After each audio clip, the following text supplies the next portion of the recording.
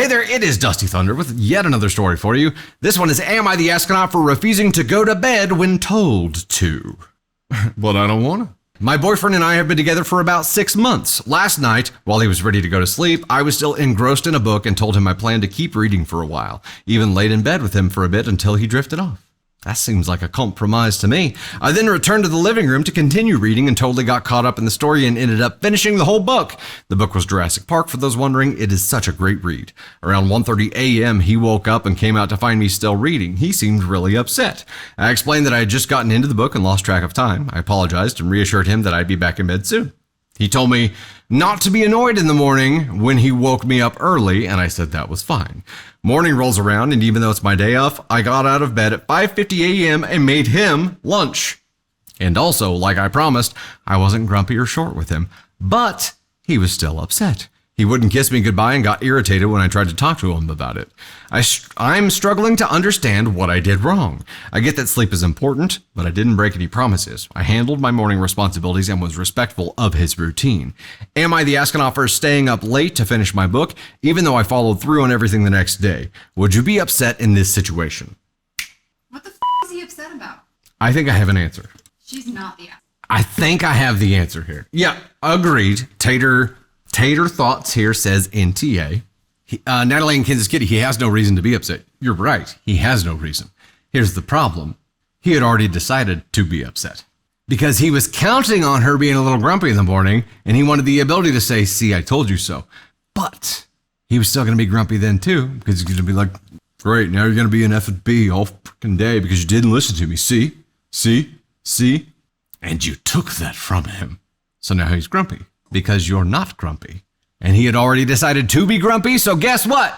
Either way, he gets to be grumpy.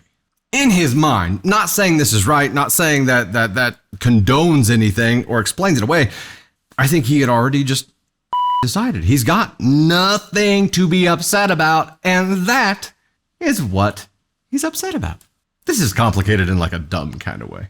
Angel dropping the 2 said withholding affection for control is abuse. It is.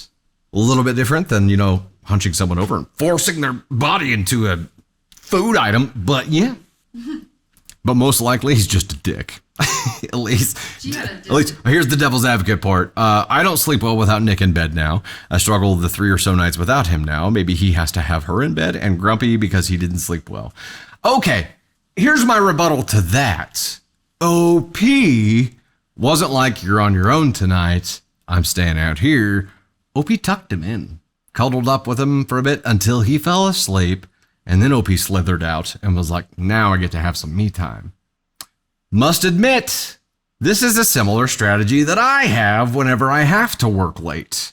And that's my compromise. We'll watch a show, we'll spoon, she'll pass out, and then I'll go get my shit done, and the only thing I'm sacrificing is an hour of sleep. It's fine. It's worth it. OP says, worth it. So Tater, we got to bring you up because you're on the other side of this where I've done this exact same thing hundreds of times. Do you wake up feeling any kind of way because I wasn't there while you were unconscious? Okay. Hold up before I get brozoed again here by chat. Tater Thoughts time, ladies and gents. I got to do it again. This made me think of something that's really funny and totally not about the story. But I took part of a gummy and he was working, and I don't know why, but this part of the gummy made me feel really fun, elevated. And so last night, that sounded really bad.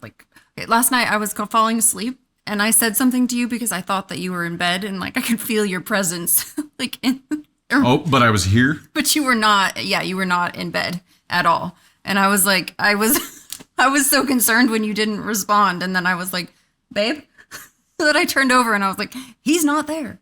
But I felt that you were there. I felt your presence. So maybe if you're missing your partner and you don't like sleeping alone, I recommend a gummy. But no, this guy's an asshole. I feel like he just... The partner that never leaves you. Here's... Gummies. Something was there. It was the ghosts of Dusty's past. Turns out it was just Oliver trying to finally make his way in your ass. He was spooning. No, I feel like this is the part that bothers me the most is that this is, just want to make sure, 6 months into a relationship. 6 months into a relationship, and like you can't read a book because your boyfriend's getting pissed. And I think anyone that reads books knows how it goes, especially when you've read this book for the first time and you're into like a really good part and you just can't stop because you just keep reading. And that sleep never comes because your brain is so active. And I understand why OP was the way that they are and why they stayed up so late. But I feel like this guy waking up the next morning and just like stomping around and being a dick when this person still got up, made your lunch, like tried to kiss you, tried to send you off, all these things, and like you're just radiating anger for what reason? Because he had already decided. Yeah, I think the issue is if he's not able to communicate to you why he's angry, that would be like strike one for me. Because 6 months into a relationship and you're already not communicating what's going on, like I feel like that's a big red flag. That would be, it's weird. This is a weird thing to do. Like, there's another red flag I'd like to point out to you. Yes. One that we haven't talked about yet. Come to find out this is OP's day off toward the end. And what did he say before, whenever he came out at like 1:30 something and she was in the living room reading her book? What did he say? He told her not to be annoyed in the morning when he woke me up early, and I said that was fine. Why does he need to wake her up early on her day off? Because he's an asshole. Because he needed somebody to make his lunch? Like I'd make his lunch and that comment it was posted in my head as I read through it. Throw it I'm in like, his that's car. important. Let's hang on to that. And I think it's another control tactic here. It is. I am mad because you would not let me control you. I'm happy to get up and like help you, or if you're like doing something to make your lunch, whatever that looks like, I'm happy to do that on my own. But waking me up on my day off at 5:50 to do something that you could do on your dare. Exactly. Like that would just make me mad, especially if it's like Tuesdays are my day. That's my full day off, like no work whatsoever. Yeah, I would be pissed. I would be annoyed. I not gonna lie, the thought crossed my mind today. I'm like, man, I wonder if I could ask Candy Thunder to take Ava to drive with her in the morning. I was already planning on it. And then I was like, I cannot ask her to do that on her day off. I cannot ask. Angel pointed out living together six months in is a red flag there too, potentially.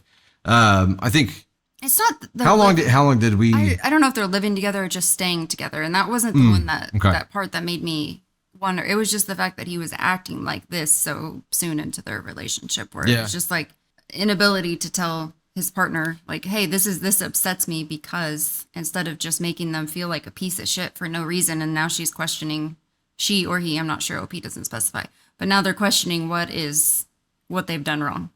I don't know. Okay, so we've talked about this before, and the whole year one thing, Tater's awkward moonwalking out of frame. We've talked about this before. It's not year one of marriage that is when you learn to communicate, because that's when the difficult shit happens. It's year one of living together, right?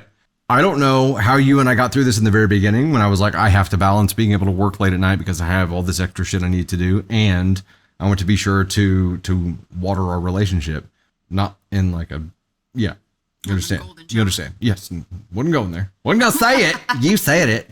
I don't know how we got through that. I don't know when we started communicating about that. I don't know when that became a thing, and maybe this is what it looks like in the beginning. Maybe I was a grumpy brozo, and you never treated us. I don't think so either. But my point is that you don't learn to communicate through these kinds of things until these kinds of things happen, right? And that's when you start learning the nuances of the relationship with this person, because you're like, oh, I never imagined that would be a thing. We've got to figure out how to talk about it. He's got to figure out how to talk, period, about his feelings. He's got to be able to self-reflect. He's got to be able to identify those things, unless this truly is a maniacal plot to just control you.